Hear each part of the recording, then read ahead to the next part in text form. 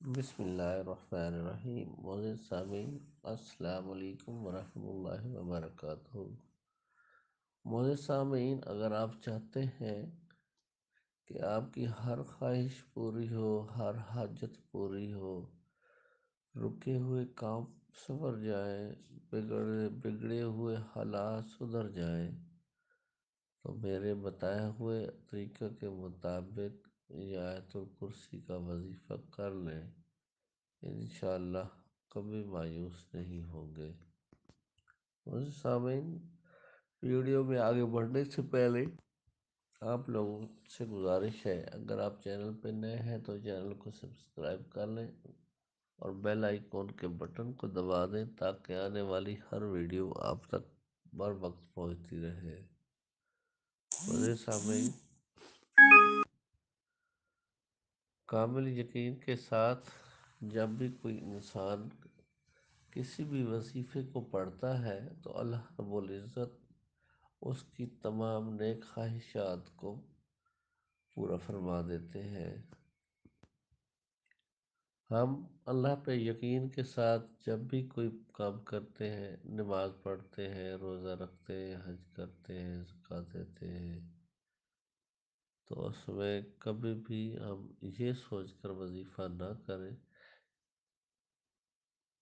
کہ میرا کام شاید ہوگا یا نہیں ہوگا۔ نہیں، ہمیشہ کامل یقین کے ساتھ اللہ پہ بھروسہ رکھتے ہوئے کوئی بھی وظیفہ کرنا ہے، اللہ پہ پورے یقین کے ساتھ کرنا ہے، کیونکہ جب تک انسان اللہ تعالیٰ پر اس حد تک یقین نہیں کر لیتا کہ بس میں نے پڑھا اور میرا کام ہو گیا، تو وہ در در کی ٹھوکریں کھاتا ہے، بھٹکتا رہتا ہے۔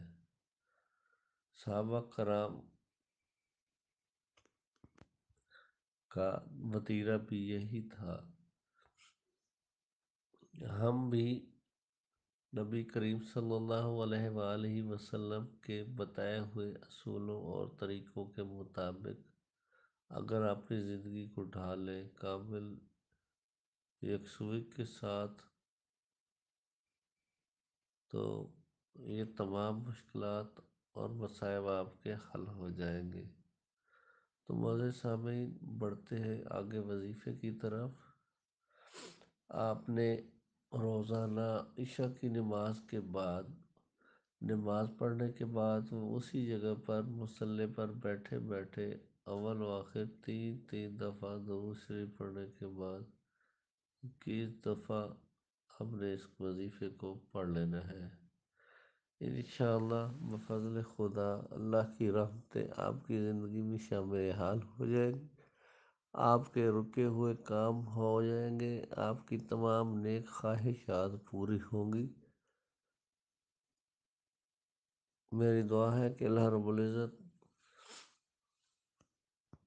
آپ کے لیے آسانیاں پیدا فرمائے۔ آمین ثم آمین۔ کل پھر ملتے ہیں ایک نئی ویڈیو کے ساتھ، تب تک کے لیے اجازت۔ اللہ حافظ۔ السلام علیکم ورحمۃ اللہ وبرکاتہ۔